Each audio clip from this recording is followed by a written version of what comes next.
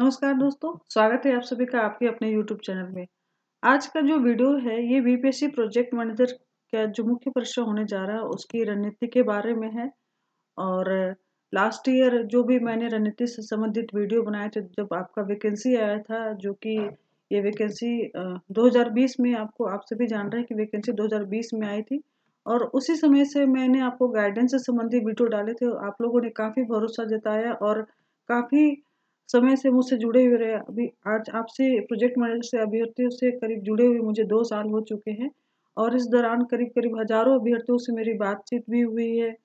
और सैकड़ों अभ्यर्थियों को मैंने गाइडेंस प्रोवाइड किया था। और इसी का नतीजा है, आपके भरोसे का ही नतीजा है कि बहुत सारे अभ्यर्थी पीटी के एग्ज़ामिनेशन में जो मेरे गाइडेंस के माध्यम से क्वालीफाई हुए हैं।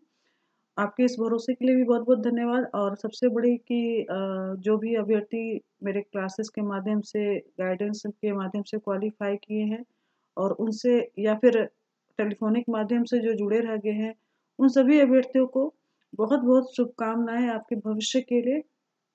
जो अभ्यर्थी नहीं भी जुड़े हुए हैं बट मेरे वीडियोज़ को लगातार फ़ॉलो करते आ रहे हैं, उन सभी को भी शुभकामनाएँ। मैं भले ही आप लोगों से डायरेक्ट टच में नहीं रही बट आप लोग मुझसे डायरेक्ट टच में रहे हैं वीडियो के माध्यम से। मैं आप सभी को नहीं पहचान पाती हूँ, लेकिन आप लोग जैसे जब बताते हैं कि मैम मैं आपकी वीडियोज़ को मैं फ़ॉलो करता हूँ या करती हूँ और उसको फ़ॉलो करती हुई तैयारी कर रहा था और मैं क्वालीफ़ाई की हूँ, तो जानकर बहुत खुशी होती है।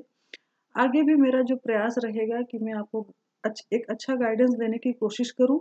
और आपका जो प्रोजेक्ट मैनेजर का जो मेंस का एग्ज़ामिनेशन है, ये भी आप क्वालीफ़ाई करें। और इंटरव्यू है वो भी आपका उसका बहुत सक्सेसफुली आप उसको इंटरव्यू में भाग लें और आपका फाइनल प्रोजेक्ट मैनेजर के रूप में आपका सिलेक्शन हो। तो इस वीडियो में हम लोग रणनीति के बारे में बात करने जा रहे हैं। मतलब कि जिस प्रकार पीटी का एग्ज़ामिनेशन का एक फ़ेज़ रहा है, ठीक है? एक प्रॉपर रणनीति रहा था। मेंस का एग्ज़ामिनेशन का कुछ अलग रणनीति होने जा रहा है, इसलिए वीडियो को पूरा देखिएगा, समझने की कोशिश करेंगे, ठीक है? देखिए, ये जो आपके जो वैकेंसी आई थी बीपीएससी प्रोजेक्ट मैनेजर का, तो उसमें आपके वैकेंसीज़ में बहुत सारी चीज़ें ऑलरेडी बता ही दिया गया था, लेकिन फिर भी अभी भी आप लोगों को थोड़ा बहुत कन्फ्यूज़न है, तो मैं उसको दूर करने की कोशिश कर रही हूँ। 2 दिन पहले मैं वीडियो डाली थी आपके जो प्रोजेक्ट मैनेजर के संबंधित में कि पैटर्न कैसा होगा, ठीक है? या सिलेबस क्या होगा? बट उसके बाद आप लोगों ने मैसेज किया था कि मैम थोड़ा-सा और समझा दीजिए। तो ये आपको मैं फिर से संक्षेप में समझा रही हूँ। 15 फरवरी को वैकेंसी आया था, ये आप सभी देख रहे हैं, प्रोजेक्ट मैनेजर की वैकेंसी आई थी 69 पोस्ट के लिए। वैकेंसी में देखिए, आपको बहुत कुछ लिखा हुआ था पर बट अब उसमें पीटी से संबंधित बातों को मैं यहाँ बिल्कुल भी डिस्कशन नहीं करूँगी। पहले मेरे प्रीवियस में बहुत सारे वीडियोज़ हैं और उसमें ब्रीफ रणनीति है आपको पीटी और मेंस दोनों के लिए, दोनों के बारे में आप चाहें तो प्लेलिस्ट में जाकर के उनको देख सकते हैं फिर से। अब बात करेंगे हम लोग मुख्य परीक्षा, कैसे तैयारी करेंगे, है ना? सिलेबस आप पहले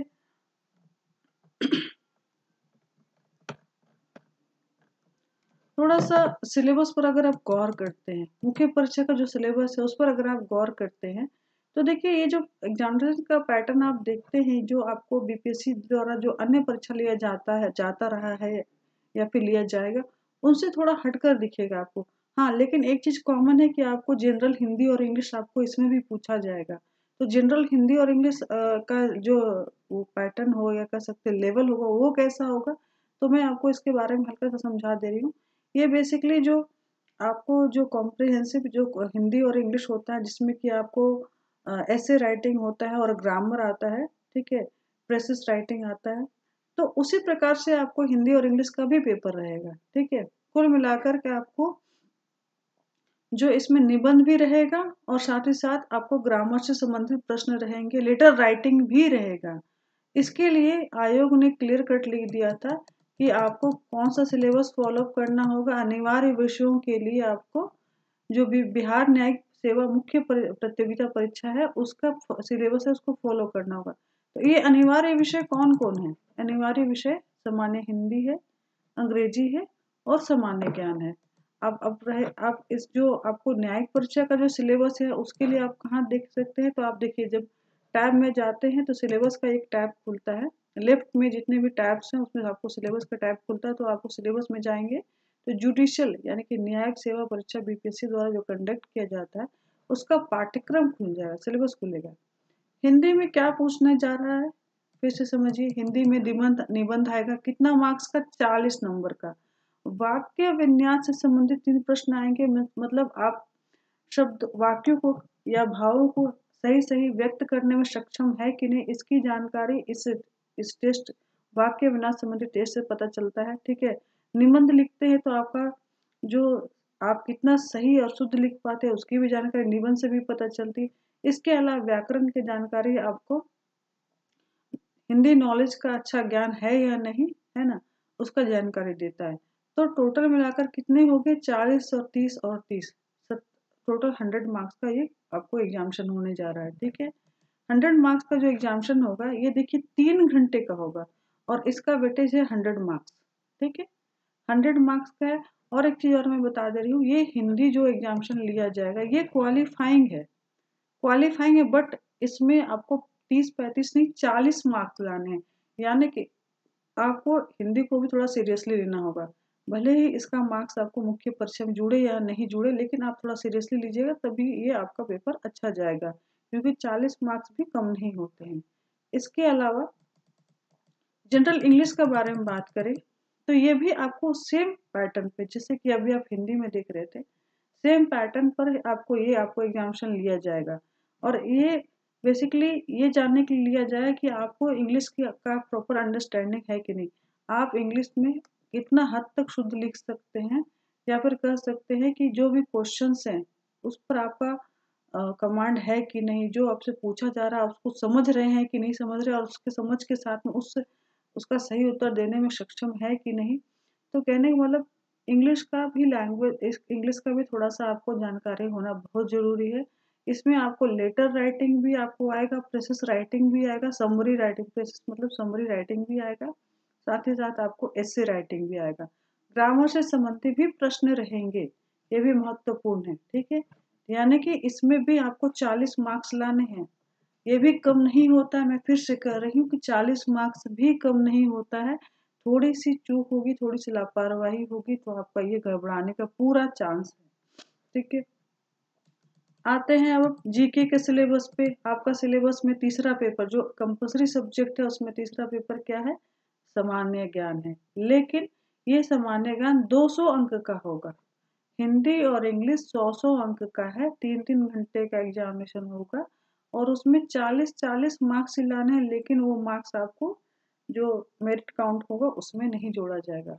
अब बात करेंगे सामान्य ज्ञान के बारे में। सामान्य ज्ञान का जो दायरा है काफी विस्तृत होता है, आप सभी जान रहे हैं। सामान्य ज्ञान में बहुत सारे आपको सब्जेक्ट आते हैं। यहाँ पर कुछ सब्जेक्ट्स के बारे में बोला गया। कौन कौन से सब्जेक्ट हैं, इतिहास, भारतीय इतिहास, संस्कृति, भूगोल। ठीक है, लेकिन अगर हम गौर करें तो क्या जीके बस इतना ही होता है, बिल्कुल भी नहीं। जीके में अदर सब्जेक्ट्स भी होते हैं, और जैसा बीपीएससी का पैटर्न रहा है कि जो सिलेबस देता है उसे थोड़ा सा बियॉन्ड पूछा है।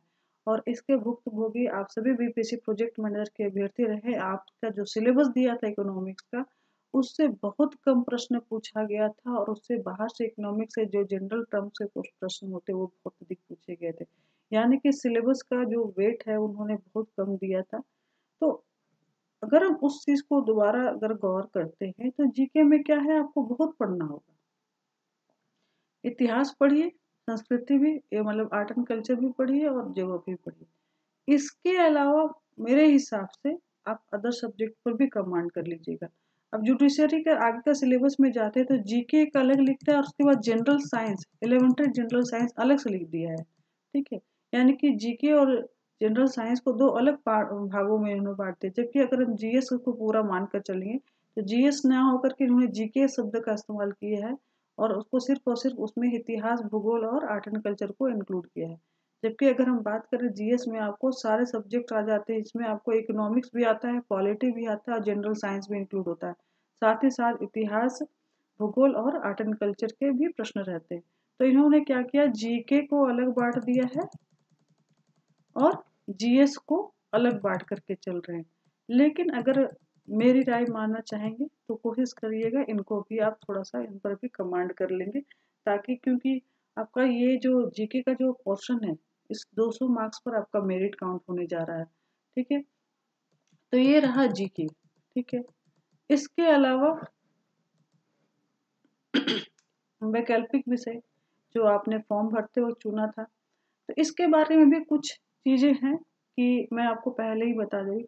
हो सकता है ये प्रोबेबल हो कि आपको जब फॉर्म भरने का मौका, फॉर्म खुलेगा तो ऑप्शन चुनने का पुनः मौका दिया जाए, तो आप अपना ऑप्शन उसमें ध्यान रखेंगे कि आपने जो लिया था क्या आपने उसकी तैयारी की है कि नहीं की है। ठीक है, अगर कर लिए हैं तो नो डाउट आपको बस उसी पर टिके रह जाना है और आपको एग्जामिनेशन में अपेयर होने की तैयारी करनी होगी। बस जीके, हिंदी और इंग्लिश पर बढ़िया से कमांड कर लेना होगा। लेकिन अगर आप ये जो वैकल्पिक विषय है और उसका तैयारी नहीं की है और अगर मौका मिलता है आपको, तो आप ध्यान रखेंगे कि आपकी तैयारी कितनी हुई है, नहीं हुई है। अगर आपकी तैयारी बहुत अच्छी नहीं हुई है और आप जो सब्जेक्ट लेकर के बैठे हुए हैं, तो ये भी ध्यान रखना हो कि एग्जामिनेशन का टाइम कितना दूर है या कितना नज़दीक है। अगर मेरी जो जानकारी को अगर मैं आप लेके कंटिन्यू करना चाहते हैं, तो इतना जान लीजिए कि जीके का जो आपका जो वैकल्पिक विषय सॉरी जो प्रोजेक्ट मैनेजर का जो मेंस का एग्जामिनेशन है, वो जल्दी होने की संभावना है। अब हम लोग आते हैं कि भाई जीके में प्रश्न कैसे पूछा जाएगा, जो कि आपका क्वेरी रहता है, जो कमेंट्स में देखती रहती हूँ उसके पर मैं आती हूँ। तो आपको यहाँ देखिए क्लियर कट लिखा था